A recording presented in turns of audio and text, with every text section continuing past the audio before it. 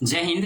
हम लोग हिंदी व्याकरण में पाठ 10 में चल रहे हैं और हिंदी व्याकरण पाठ 10 में मेरा है संधि है। संधि में खंड एक, हिंदी व्याकरण संधि में खंड एक है और खंड एक संधि का हम परिभाषा अर्थ के बारे में समझें। यानी संधि क्या है? संधि का मतलब होता है सम जोड़ दी, यानी दो शब्द मिलकर, शब्द का अर्थ है मेल यानी जोड़, यानी दो शब्द का मेल। जब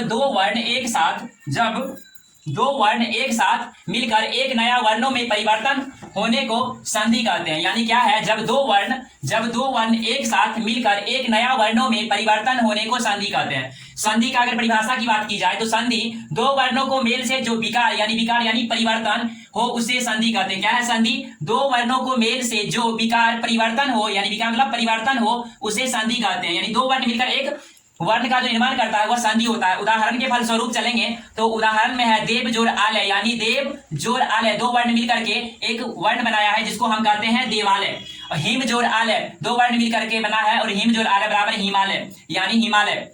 आगे हम चले संधि का प्रकार में। संधि का प्रकार की अगर बात की जाए तो संधि का मुख्य रूप से तीन प्रकार हैं: स्वर संधि, व्यंजन संधि और विसर्ग संधि। अब स्वर संधि की अगर बात की जाए तो स्वर संधि को 5 है। स्वर संधि में दीर्घ, गुण, वृद्धि, यन और आयादी। क्या है संधि का प्रकार? संधि का मुख्य रूप से तीन प्रकार है: स्वर संधि, व्यंजन संधि और विसर्ग संधि। और स्वर संधि का मुख्य रूप से अगर प्रकार की बात की जाए तो 5 है: दीर्घ, गुण, वृद्धि, यन और आयादी। अब हम चल रहे हैं स्वर संधि का परिभाषा, यानी स्वर संधि है क्या? स्वर संधि स्वर के साथ स्वर का मेल होकर नए स्वर में परिवर्तन होने को स्वर संधि कहते हैं। क्या है स्वर संधि? स्वर के साथ स्वर का मेल होकर नए स्वर में परिवर्तन होने को स्वर संधि कहते हैं।